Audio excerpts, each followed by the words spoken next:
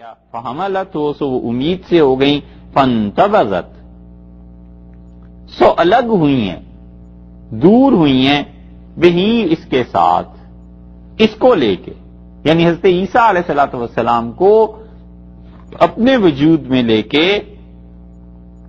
وہ الگ ہو گئیں، مکانن ایسی جگہ چلی گئیں، قصیہ جو ایک کنارہ تھا، ایک کونا تھا، وہاں پر چلی گئیں۔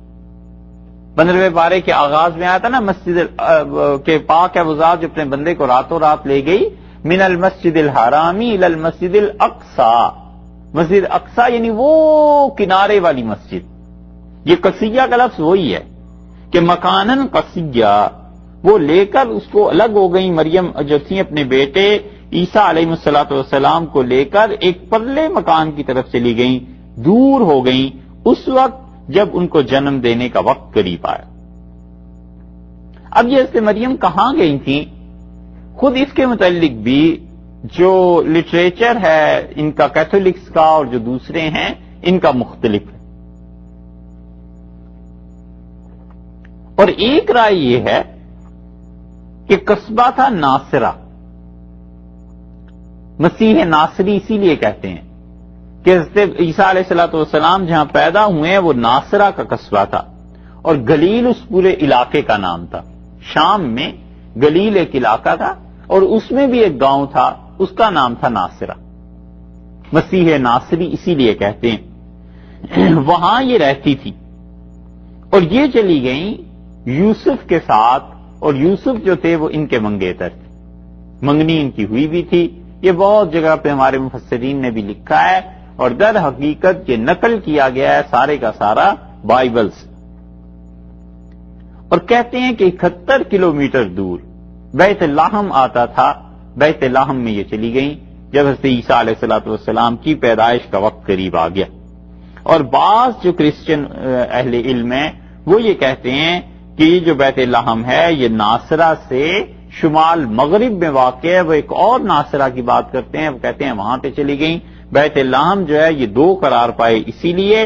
تو اس لیے دونوں کی رائے الگ الگ ہو گئی۔ حدیث میں آتا ہے اس ناصرہ کے قصبے سے جس ٹیلے پہ حضرت عیسیٰ علیہ الصلوۃ والسلام پیدا ہوئے تھے، جبریل امین نے رسول اللہ صلی اللہ علیہ وسلم کو اشارہ کیا معراج کے سفر میں کہ یہ وہ مقام ہے جہاں حضرت مسیح علیہ السلام پیدا ہوئے تھے۔ تو رسول اللہ صلی اللہ علیہ وسلم رکے اور آپ نے وہاں پر 2 رکعت نماز پڑھی، اور یہ دلیل ہے اس بات کی جو حنفی فقہا نے مسئلہ لکھا تھا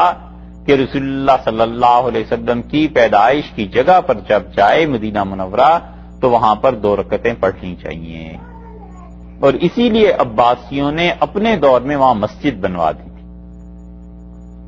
جو گھر تھا حضرت عبداللہ کا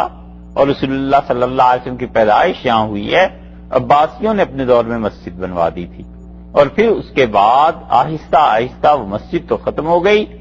سعودیوں نے وہاں لائبریری بنا دی تھی، اور یہ لائبریری جو تھی 90s تک بھی قائم رہی ہے۔